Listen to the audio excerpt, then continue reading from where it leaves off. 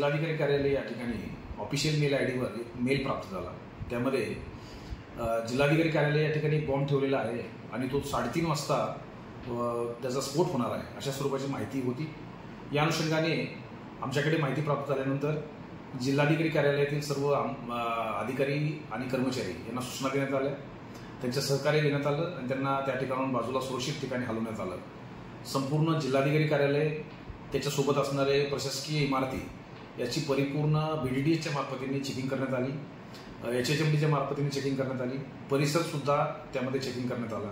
याच्यामध्ये कुठल्याही स्वरूपाचं तथ्य आढळलं नाही आणि हा कॉल खोटा होता किंवा हा मेल खोटा होता अशा स्वरूपाची माहिती आतापर्यंत समोर आलेली आहे। या बाबतीमध्ये पालघर पोलीस स्टेशनला गुन्हा दाखल करण्यात येत आहे।